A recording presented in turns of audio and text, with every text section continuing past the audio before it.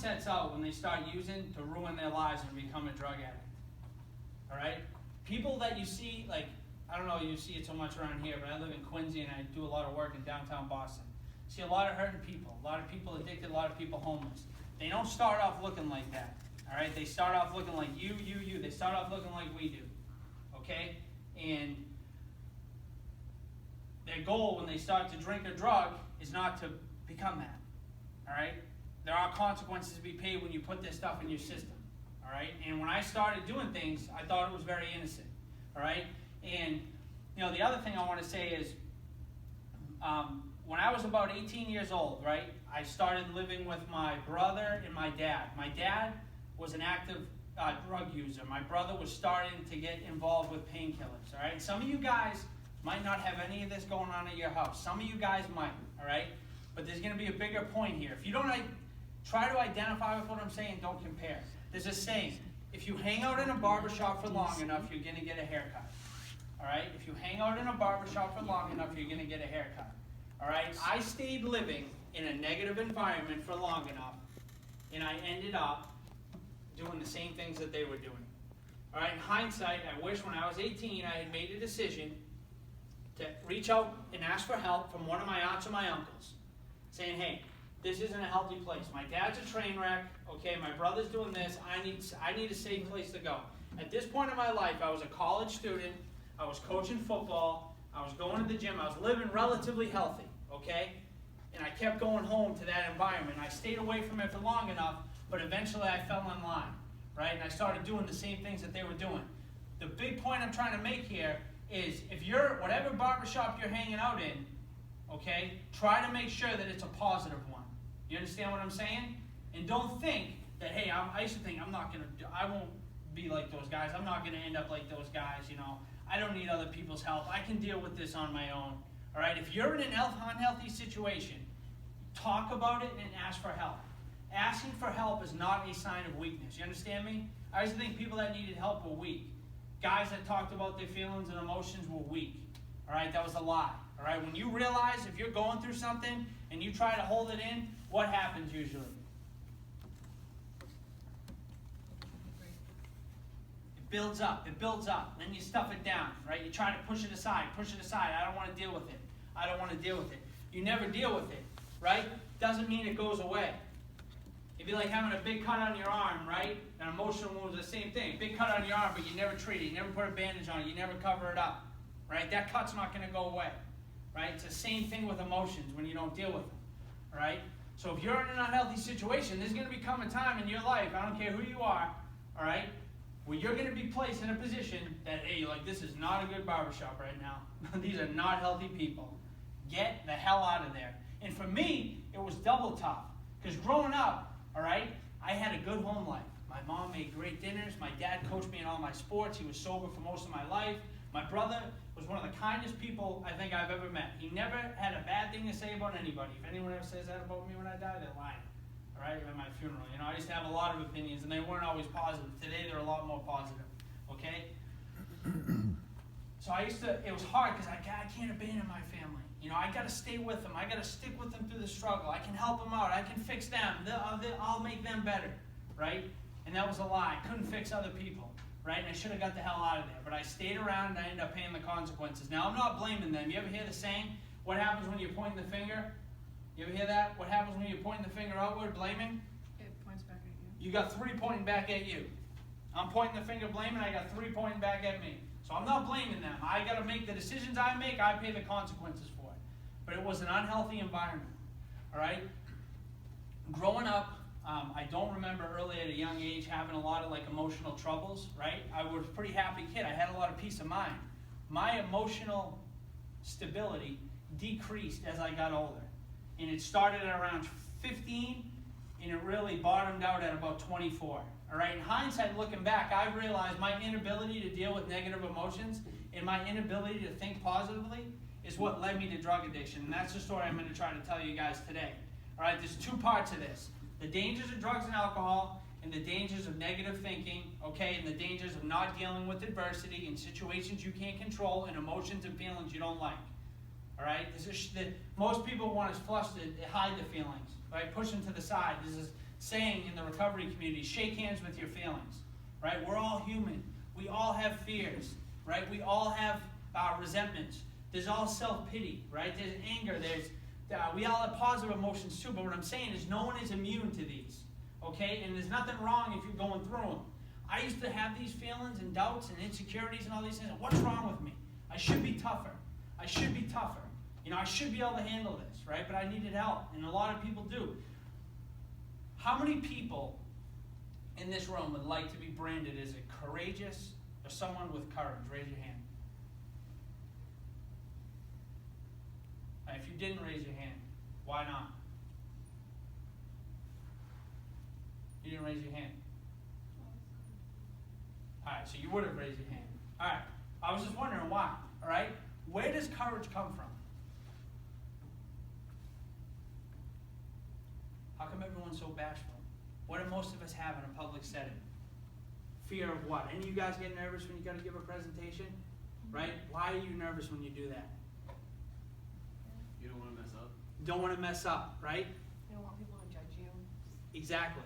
They're already judging you. Yeah. Anyways, who cares? I judge everybody. The key is I don't believe the lies that go through my head when I judge people. I go, hey, idiot, don't judge a book by its cover. That's what I say to myself. I'm like, what do you know? You don't know anything about that person, you know? I coach football now, right? And it's funny.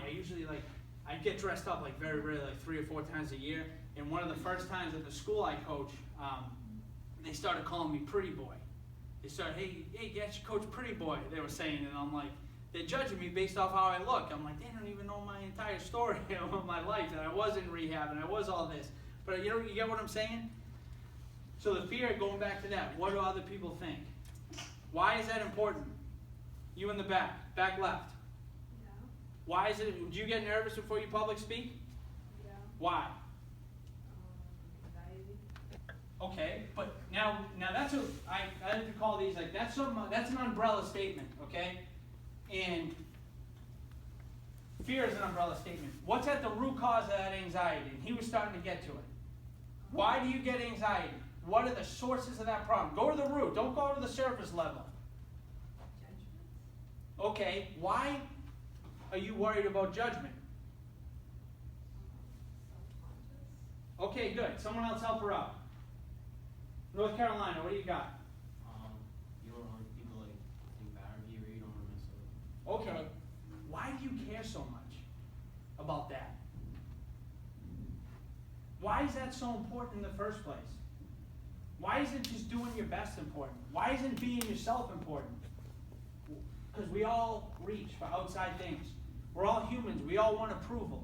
But we got to make sure that the sources of our approval from outside things, this makes sense, right? I don't speak to kids your age very often when I do this. I'm used to speaking to other addicts or parents of addicts, all right? So work with me here, all right?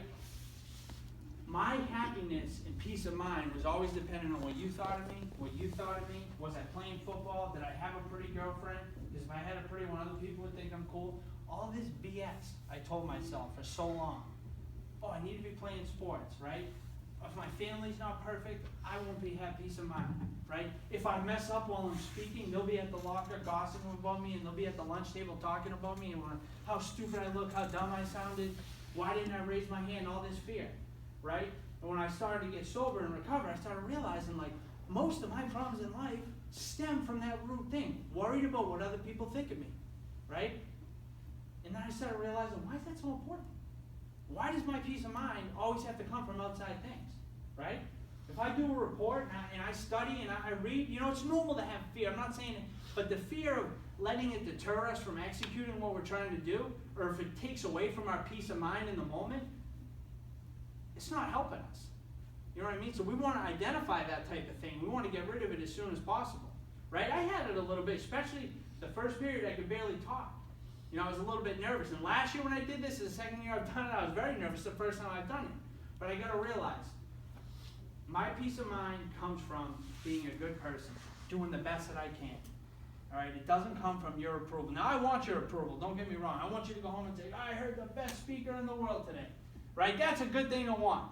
But I'm not gonna determine whether or not I'm happy about something based on your reaction. Does that make sense? Yeah? And that's something you can look at, I think, and apply to 1,000 different circumstances throughout your entire life. The fear of what other people think.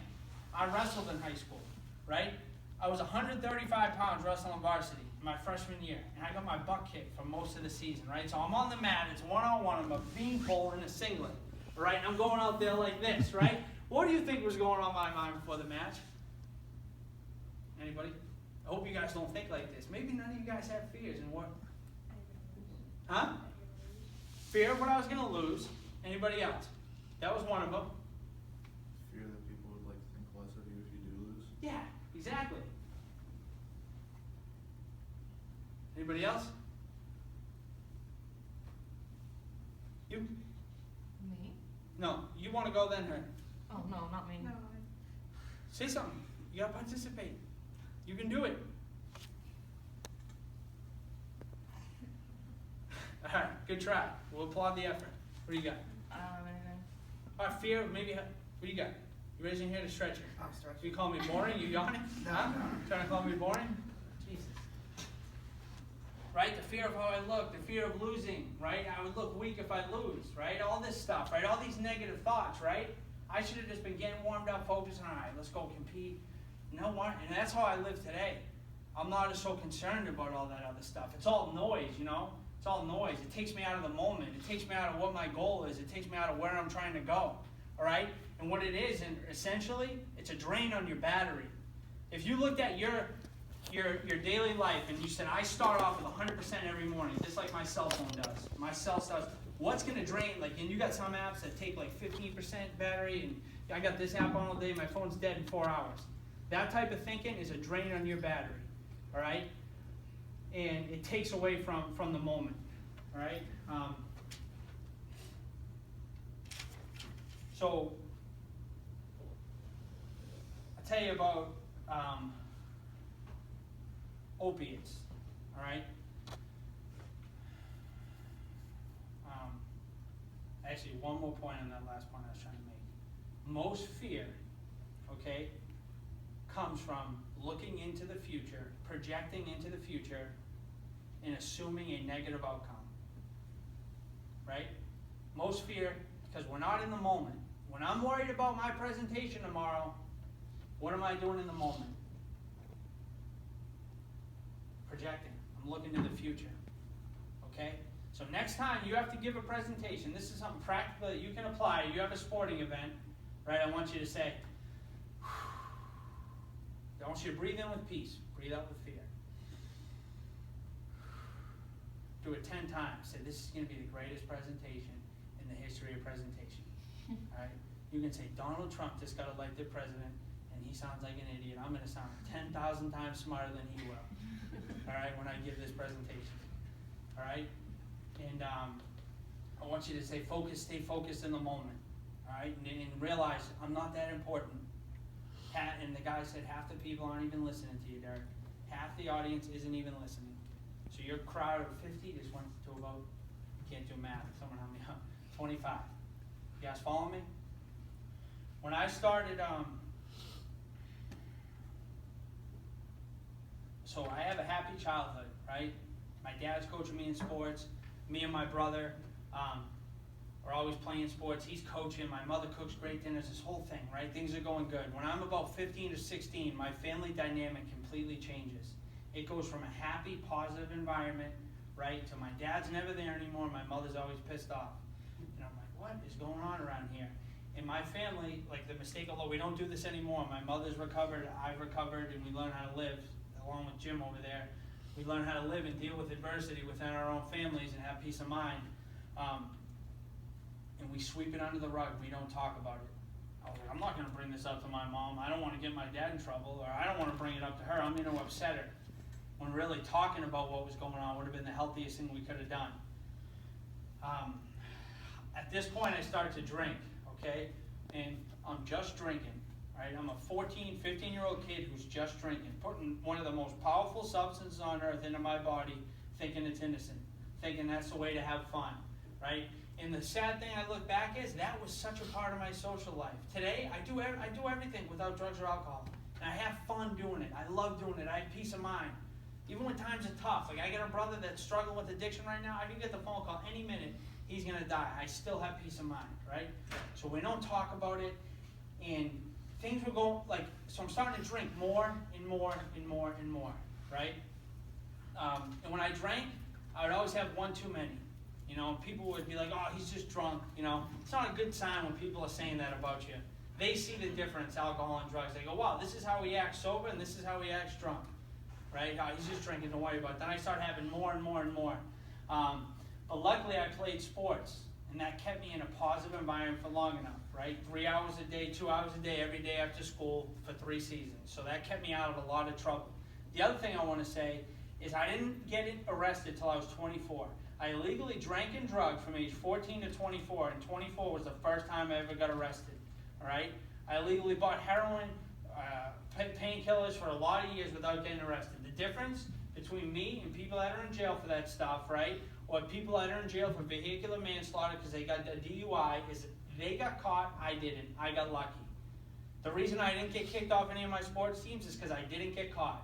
And some of you guys probably live like that. A lot of you guys, I hope you make great decisions. Some of you guys are the guys that just haven't got caught yet, and you know exactly what I'm talking about if you're participating in things you shouldn't. And there was a couple times I should have gotten a DUI in high school, the guy let me go. There was a couple times I got caught with the fake ID, all right, trying to buy beer at a pack. He had 2 games left my senior year of high school. 2 games left, all right? And I'm trying to buy booze with the fake ID, and the guy takes my wallet, and he goes, hey, give it to a girl behind the counter. The manager takes my wallet, and I was such an idiot. I have my regular ID, fake ID, and right behind it's my real ID. The guy takes the wallet out to check it. He looks at it. He's like, okay, kid, you look like you're 12. Then I got my regular license behind it. Stay here. He calls the cops. So I'm about to get kicked off the team.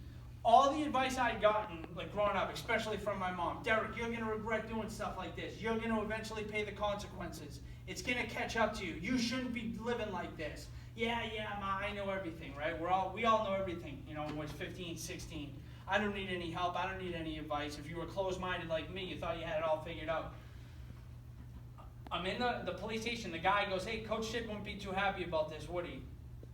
I'm like, no. He puts me in the back, right? And at this time, my parents are split up. I go, take me to my dad was living with my grandmother. Take me to my grandmother's. I get pulled up. The guy lets me off. Don't do it again. Right? My grandmother's crying. I'm like, whew, I dodged another one, right? And I probably didn't drink or something for like 2 weeks, and then I probably went right back to my bad behaviors. I didn't get caught, all right? The other problem I had was when my parents were splitting up, right? I wouldn't ask for help. I wouldn't talk about it, right? I had something going on in my family that's completely changing everything in my life, all right? Actually, let me go back and make one more point. And that might seem like a petty thing. You know, you hear people tell these stories about all the tragedy they went through with drug addiction. But if you asked me in high school, what was the most important thing in my life, I would have said playing sports. And there were times I drank the night before games, did that twice, or a wrestling match.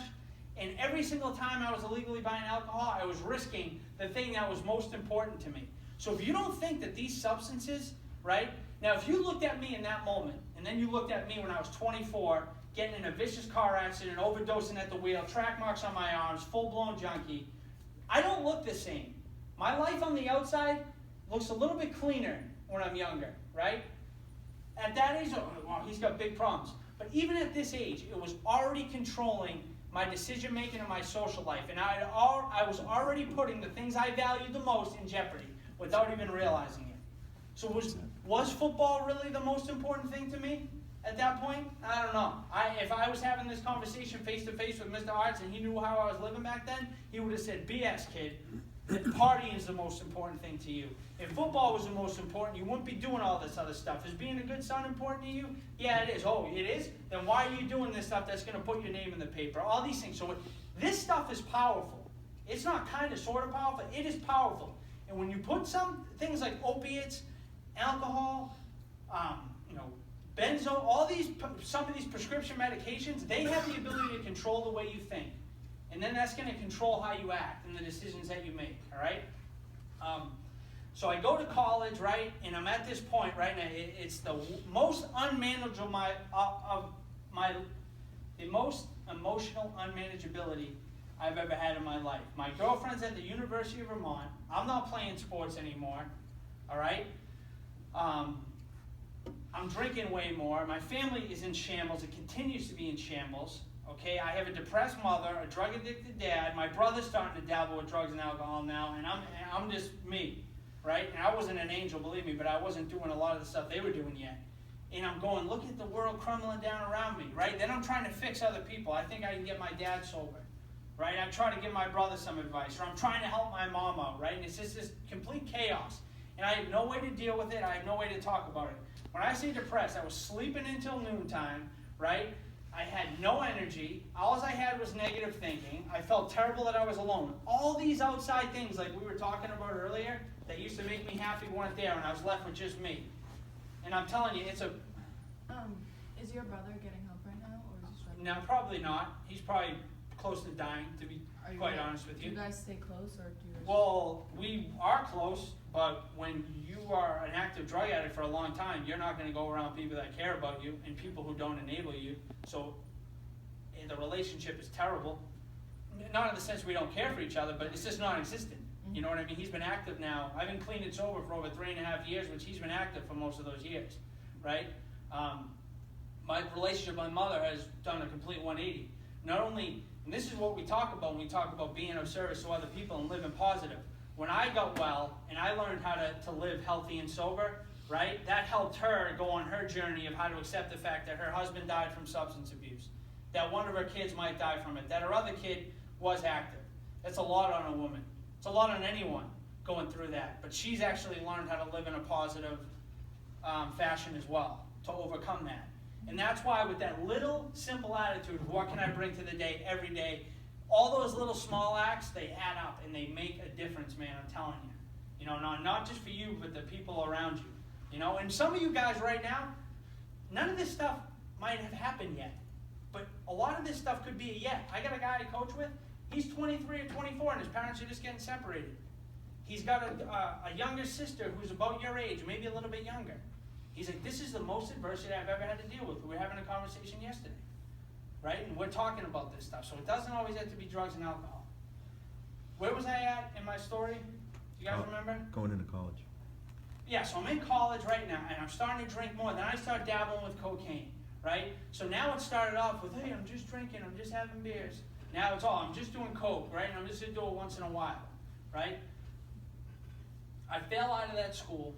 I go back home, right? And I actually put it together for like maybe, I saw a blur now, let's say 8 years ago, for maybe 8 months, right? I started coaching football again. I went back to what was comfortable, right? Something I liked, right? I was having fun doing that. I was going to the gym. I was working out again, right? I was going to school. I was actually getting A's and B's at Bridgewater State College. And this is a life-changing moment. I'm at the Rome restaurant. We're at a family birthday party, okay? And someone in my family who I respect, and he was doing this innocently. He didn't know. He didn't know what was going on. He goes, hey, you want one of these? He takes a little baggie out with these little white pills. And I go, no, I don't do pills, because I knew what they had done to my family, right? I knew what drugs had done, right? So I'm trying, he goes, come on, everybody likes these. Everybody does them. And I took those 2 Percocets, which are the street, in my opinion, they're very similar to heroin. Painkillers and heroin, if I get it from a doctor or it's written, come out of pharmacy, or I'm buying it on the street corner. To me, it's the same thing. They're both opiates. They both take you to the same place, all right? So I take those 2 pills, as innocently as they were Skittles in my mind. There's a little bit of resistance, but I go, what the hell, no big deal. I originally said no, though, but then I ended up taking them. Had 2 beers that night. Had those 2 pills, okay? And I remember having this ease and comfort on the inside that I hadn't had in a while. And that's what the opiates do to you. They lie to you. They lie to you, because they are essentially as happy pills. They go to your receptors in your brain, and they produce endorphins and dopamine and all this stuff, plus the opiates. So your brain starts lying to you like everything's good, everything's okay. And I realized I didn't drink too much that night. I didn't get in any fights. I didn't call my ex-girlfriend. I didn't do anything crazy. I wasn't obnoxiously drunk like I usually would be. And I didn't wake up with a hangover. And I was like, wow, I found the solution. That's the biggest lie I've ever told myself. I was like, this recipe is going to take me to the promised land. If I can have this state of mind, emotionally and physically, I'm going to feel good, and I'll be just fine. I won't drink as much. I went from taking 2 pills that I got for free, okay, 6 months later, I'm spending $120 a day, maybe more, maybe less. I was spending all the money in the world I had, and I was fully addicted to them. I needed to take them. Okay, I needed them to survive. I needed them like I needed oxygen. They were powerful.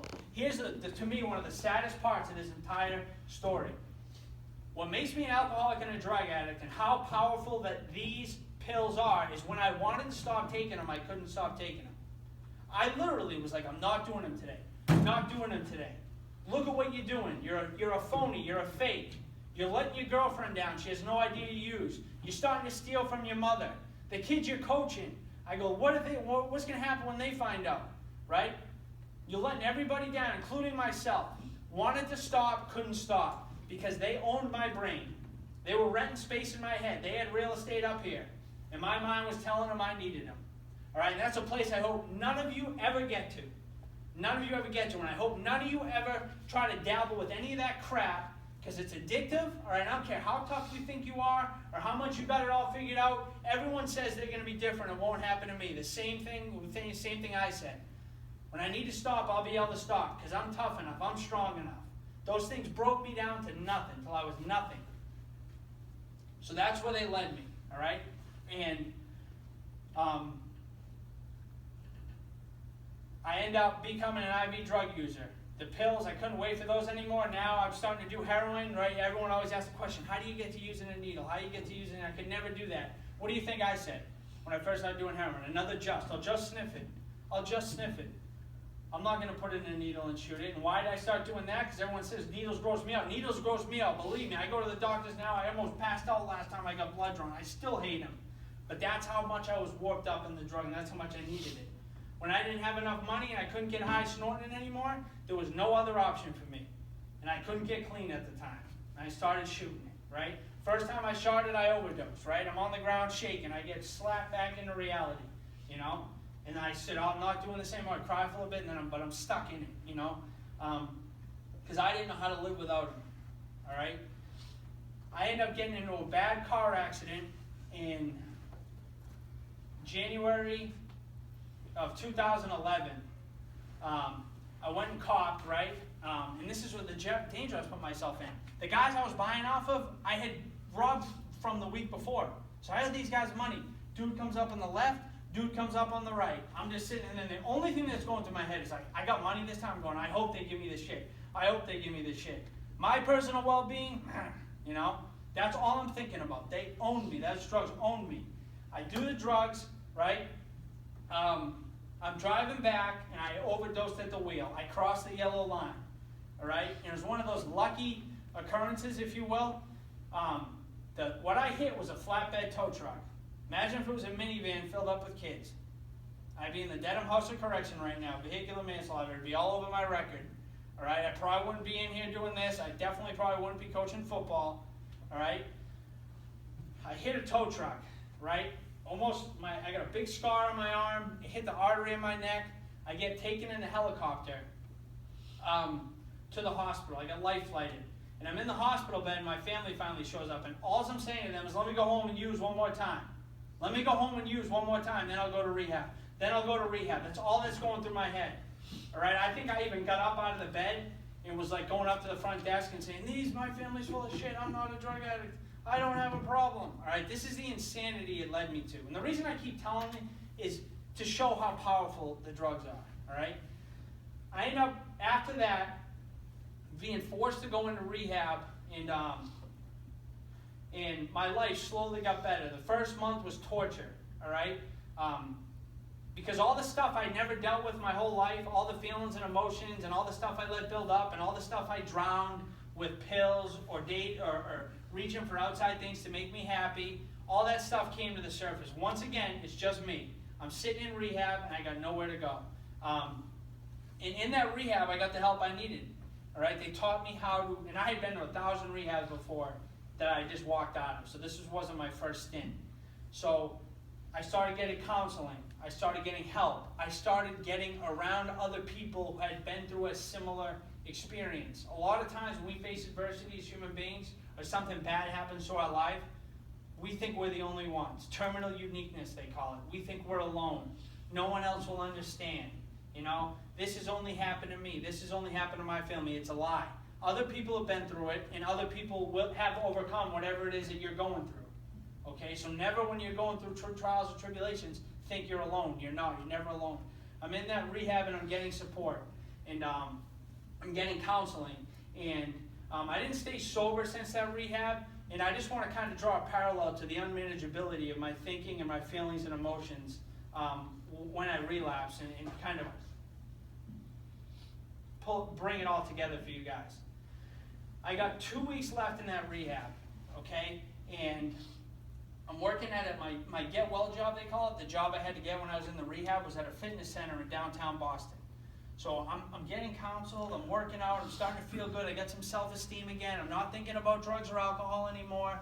They very rarely crop up into my mind. I feel free again for the first time. I can put one foot in front of the other, and life's starting to feel pretty good, right? And when I first started working this Get Well job, I wanted everyone to picture, like someone like I just said, I'm fearful what other people think, I don't have that much self-esteem. When I'm first in that rehab, I get this job like 3 weeks in, I'm 3 weeks clean. I got no self-esteem. I'm working in downtown Boston, the financial district. So everyone that's coming in, right, is stressed to the nines. They all got great jobs, college degrees, right? So I'm looking at them and be like, man, like I am such a loser. I'm like, I got nothing. You know, I probably got track marks on my arm. So the girls are coming in, and they're all looking great, and I'm back there with no self-esteem, afraid to talk to them. So they come in, and I was the front desk guy, I had to scan the card. So they're coming in, I'm like, you know, I got no chance, you know. I feel like a loser. You know, I got all this negative thinking. Sometimes people laugh at that when I say that. How come you guys didn't laugh? What happens if like one day you have to go through like a really big surgery and they need to give you painkillers? Like, would you? I'm gonna cross that bridge when it comes. I'm not taking those things until they tell me you're gonna die if you don't take them. That's my attitude towards them. That's good. Yeah. So all this stuff, finally my boss is like, Derek, you work the front desk. You're the face of the gym, in a sense. You gotta smile and greet the people when they come in. So finally, I'm like, they come in, I'm like, hey, how you doing? This is a loser. You know, all that negative self-talk, because in my mind, I'm a loser. I'm homeless in rehab. I've ruined my life, right? All this negative talk, right? And I let this girl down when I was using, that I really cared about. She didn't know I was using drugs for a while. I was like, no girl's ever gonna like me again. They're always gonna worry I'm gonna be like this. And so finally, like 3 or 4 months in, I'm starting to feel good, and I'm actually, hey, smiling, like, hey, how you doing? Like, hey, how's your day going? How's work? Great. Anything good for lunch? And I'm starting to interact with the people that work there, and I'm starting to get to know my coworkers. My boss was so nice to me when I worked there. I remember in the interview process, right? I hear in recovery, they kept saying, you got to be honest. You got to be honest. And so talking with others, right? You got to be honest. And I used to think you had to be honest with others, and they mean that too, but really they mean you got to be honest with yourself, that you need help. So I sit down for the interview, and the first question the guy asked me is, so Derek, what brings you to Boston? And I'm like, you got to be honest, you got to be honest. I was like, I'm in a rehab right now. I have a problem with drugs and alcohol, and this is the place I ended up to go to rehab, and I need a job to meet the requirements of the rehab.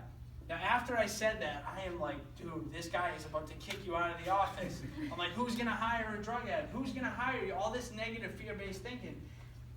And he goes through and he asks me 10 other questions. I answer him.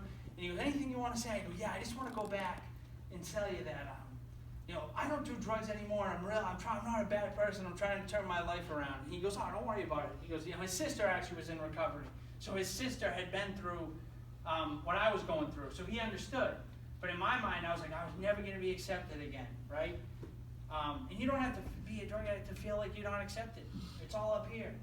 So the guy was so nice to me. He was so warm, welcoming, and so I got 2 weeks left in the rehab, and there was this one girl, Kerry, that I liked the whole time she was in there. So she's on the treadmill, right? And I had probably just got done like dropping off the towel. So I walked by the treadmill that she's on, and I pressed the speed up button and speed up her treadmill a little bit, and I just kind of kept walking, like kidding around, you know. And Great move. So then she comes up to me. She's like, "Hey, so what are you doing this weekend? What's going on?" And I'm like, in my mind, I'm like, "What am I doing this weekend? I gotta go back to freaking rehab. I got 10 o'clock curfew. I got relapse prevention class on Saturday morning. I got anger management counseling." I got to clean the upstairs bathroom on the 3rd floor on Saturday night and make sure I go to all my meetings. Like, that's obviously not what I told her, you know what I mean? I'm like, if I tell her that, I got no chance. So she's like, so she said, come out to the bars in Southie. I'm like, I can't this weekend, you know, I got some stuff going on, but maybe next weekend. Now, while all this is going on, my boss sees us talking, and he kind of gives me the head nod, like, I got the desk, go have a cup of coffee. So I'm like, this is awesome. I'm like, this is like the first, like, you know, potential date I've had since I went into rehab. I'm like, this is the best. So we go down and get coffee, we're talking, everything's going good. And through my mind, it's all this fear-based thing. I'm going, don't say anything stupid, don't say anything stupid, don't mess this up. I'm like, be cool, be cool. And we go to exchange phone numbers, right? I'm like, yeah, let me take your number. And then I go, as I'm saying this, I go, I don't even have a freaking cell phone. The rehab that I'm at doesn't allow you to have phones. So I'm like, how am I gonna get out of this one? Like, what am I gonna do? Give her the number to the rehab? Like, hey, yeah, call this number, you know? They're gonna answer like, interim house of recovery. You know? This is a halfway house in Fields Corner in Dorchester. Is Derek there? No, he's cleaning the bathroom right now. He's in anger management class. So I'm like, what the fuck? You gotta be kidding me right now. So I go, actually, I'm in between plans right now. You know, I'm in between plans. I go, I'm switching from Verizon to T-Mobile. Like, you know, let me just, you know, yeah. I go, let me just write your number down on a card, right? So I'm like, you idiots. So I'm walking back upstairs. I'm like, you just blew it. I'm like, it's 2011. You don't even have a cell phone. I was like, you got no chance with this girl. The point I'm trying to make here is as I'm leaving this rehab, they're like, Derek, focus on your recovery. Continue to build the foundation you built here. Learn how to think healthy, learn how to be independent, learn how to develop healthy relationships, learn how to live and prosper on your own sober. And my mind goes from, I gotta get Carrie to like me. And then I start going, Jesus Christ, I'm like, I only make $8 an hour at this front desk job. I was like, she works in that financial district, she lives in Salty. I go, I'm gonna have to start making some more money if I'm gonna impress her and take her out. You know? So now I start making fear-based decisions, which aren't healthy fear-based decisions, because if I was being smart at that time, I would have been like, Derek, don't get in a relationship. You have nothing to offer this girl. You're in a rehab right now because your life was a train wreck 5 months ago. Like, tell her like something else and focus on your recovery and focus on being healthy, right? But I start going, no, I need to get a different job. You know, I need to make more money. Then I'm going, what's happening when I tell her that I'm in rehab? What's she gonna think of me? You know, fear of what others think. See how it all traces back? I end up relapsing 2 months later, right? And I was also very kind of resentful too, at, you know, resentment, being angry at people. I don't have to go into details about why I was, but what happens is, I'm at Mr. Arts because he took my cup of coffee away from me in class and I want to drink it, right? How dare he, you know, it's his class, but how dare he take my coffee? Self-centered, I'm resentful. How dare you not act the way I want you to, right? I was resentful at the girl that left me when I went to rehab. I was like, the nerve on her to leave me, you know? Like, you know, obviously she should have, because I was living like an idiot and I was using behind her back and all this stuff, but I thought I was mad at her because she wasn't acting the way I wanted to. That's where most resentments come from. And then being angry at other people, you start to feel self-pity. So how dare he take my coffee? How dare she leave me? How dare she not change seats when I asked her to, even though that really didn't bother me? But you get what I'm saying? Things aren't going the way I want them to. Now I start to get angry, and that anger turns into self-pity. You know, it's a lack of power. We want to have control. That facade of having control over everything, right? It's fabricated in our minds. We want to feel like we're in control at all times. We want to know what the outcome's going to be, right? That gives us security. All these negative emotions start cropping up. Now I'm fearful, is she going to like me? Is she not? Am I going to make enough money? I took a sales job that was straight commission, which means if I don't make sales, I don't get paid. So now I'm like watching my bank account dwindle, and I'm going, you idiot, I'm like, you're in big trouble. I'm not making that many sales. Now I start to not like how I feel again, right? And I end up relapsing. Now I come into contact and I have a conversation with someone that changed my life. He said, Derek, he goes, you don't understand step 1 is 12-step program. Step 1 is I'm powerless over drugs and alcohol. Then there's a dash. My life is unmanageable. He goes, alcohol and drugs aren't the only thing that make your life unmanageable. He goes, the thinking. He goes, you were 8 months sober when you relapsed. He goes, the thinking that led you back to that relapse, right, is what caused you to relapse. You can't blame alcohol and drugs. You had been abstinent. They had not been in your system for 8 months. He goes, your problem was your negative, fear-based thinking. All right?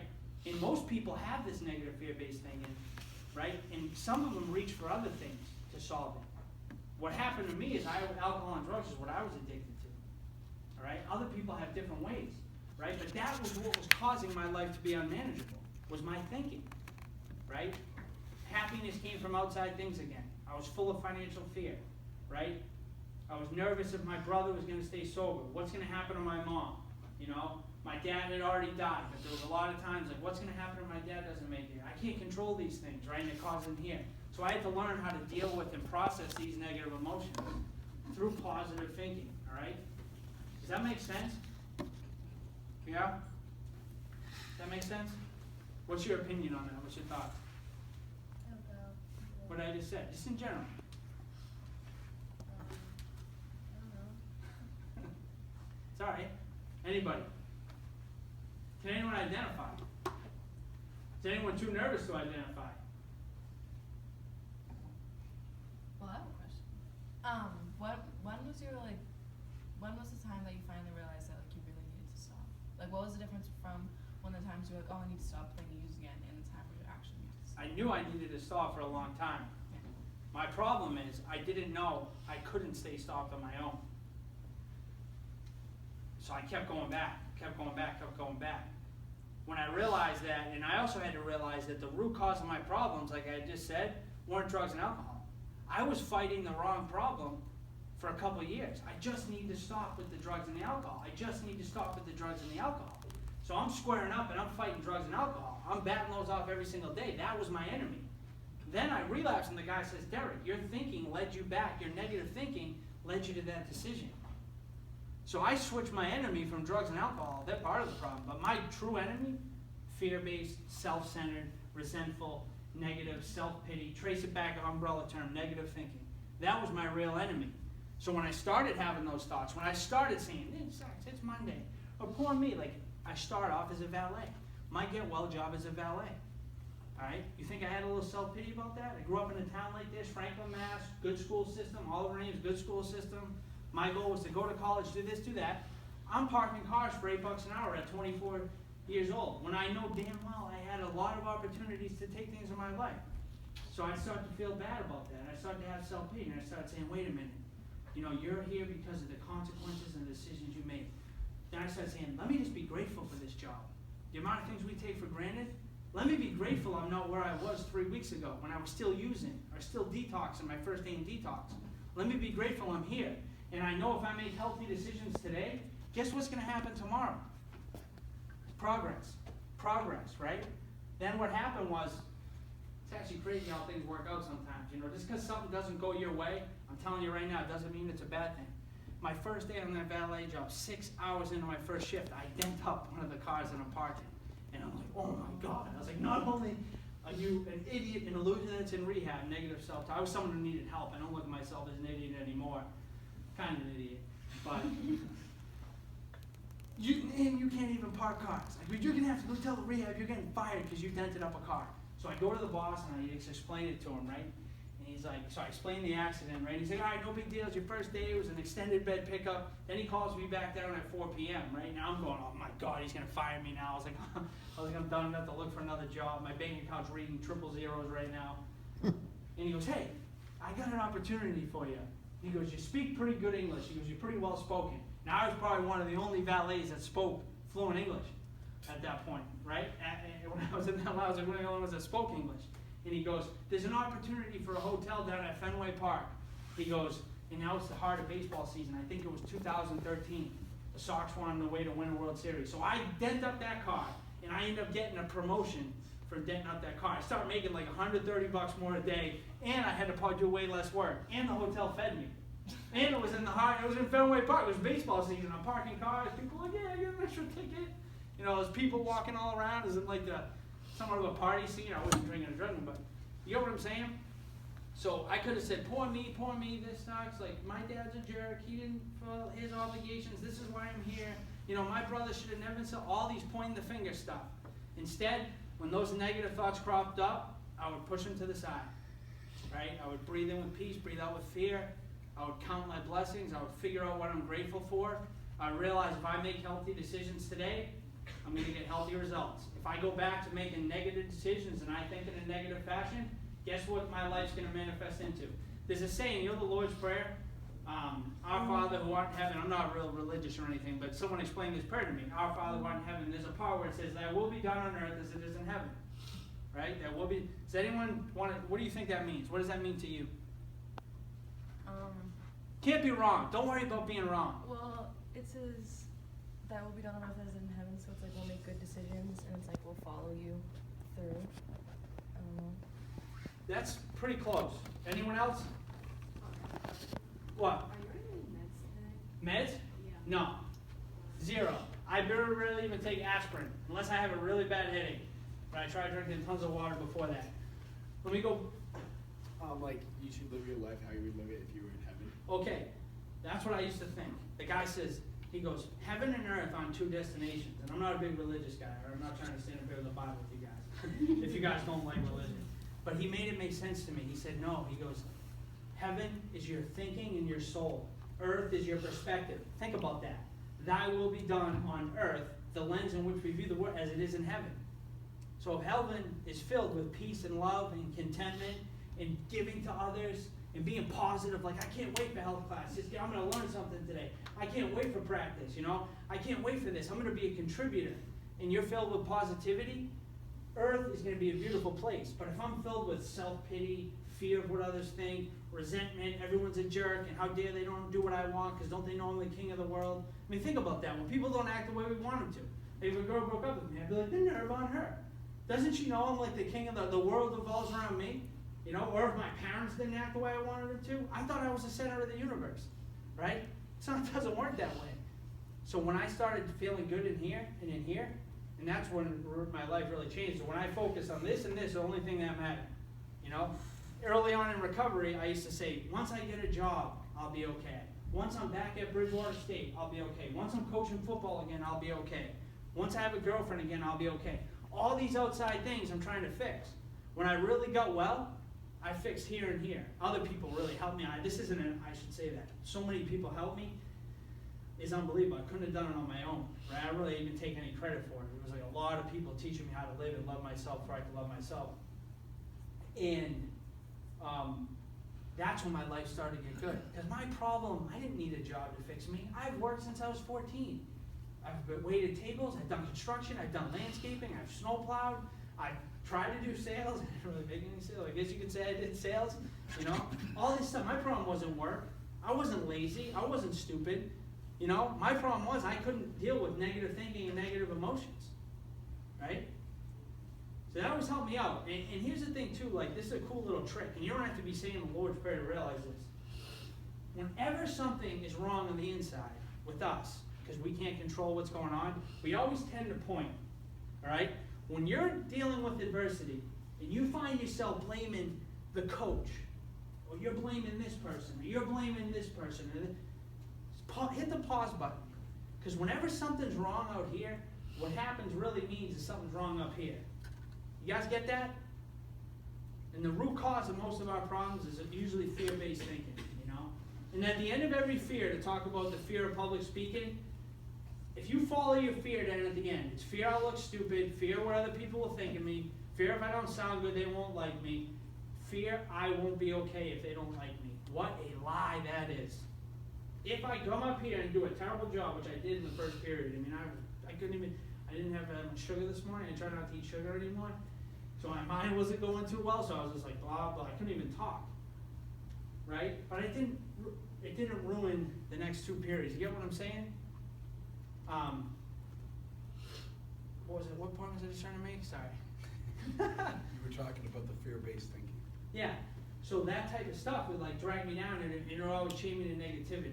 You know what I'm saying? And you learn how to like overcome that, and my peace of mind doesn't come from other people and outside things anymore. They add to it. Don't get me wrong. I love healthy people. I love healthy hobbies and positive environment type stuff. They all contribute to my life, but they're not like the sole source of it. I'm pretty sure that's all I got. Jim, do you want to take the last couple minutes? Well, yeah, maybe. Why not? I'm Jim. Derek is, if you asked if he's on medication because you're wondering why he's so excited, Yeah, I was wondering if that might be the root of your, this is the way he is. Real quickly, I have 3 sons, and one of my sons, my middle son, who's now 25, started dabbling in drugs and alcohol at the age of 14. And his story is a lot like Derek's, with one exception. He's still out. He's homeless. And unfortunately, like Derek's brother, he may not make it. And that's a reality that I had to come to grips with. And it's hard. Honestly, I'm 56 years old. I coached baseball for a long time. I knew Derek's dad, great guy. I had an impression that it would never happen in my family. Just like I'm sure most of you, many of you, are sitting here right now saying, I'm not sure I identify with this guy Derek. He was sticking needles in his eye. I don't know, that's not really for me. But you know what? What I found out the hard way, it happens, like Derek likes to say, it's a cupcake town, Franklin. Cupcake suburb. It's not a gangbanging town with, junkies lying around in the corner. But it happens. It happened to me. I'm a good dad. He's got great grandparents. He's got a great mother. He's got 2 great brothers, and it happened. It's hard for me to believe. And I'm not standing here to lecture you. I'm not part of the school system, but I am part of the recovery community. And what is amazing to me is you've got a guy that 5 years ago was homeless. Shared with me one story that he was lying on a bench.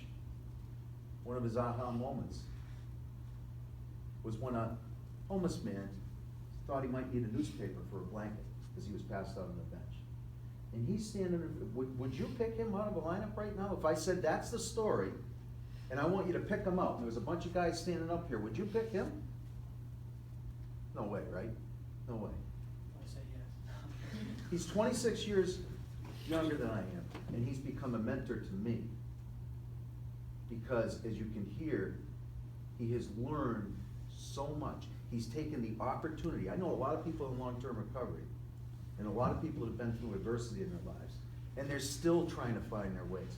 Derek has taken, through a lot of hard work, has taken what could have been a tragic situation. He still has every reason in the world to be fearful, to be depressed. His father died when he was young. His brother, who's a lovely guy, is on the razor's edge. He could get that phone call any minute. And trust me when I tell you, he may look like he's emotionally detached from that. He's not. If and when it happens, it's gonna crush him, but it won't break him. So my message to you guys is just this: if you take anything away from today, remember that that's what recovery looks like. That's what real recovery looks like. And what he was talking about, and what my son didn't do early on, and hasn't figured out yet, is dealing with all those negative emotions. So don't think it can't be you. And don't think it can't be your friend. Thanks, guys. Appreciate it. Any questions real quick before you have to go? Go ahead. So was Derek your student? Yes. Probably the best student he's ever had. How'd you guys stay close? Because when Derek was a freshman, he was in my class, he was a football player, I coached against him. We had a good relationship. Then when he got into coaching,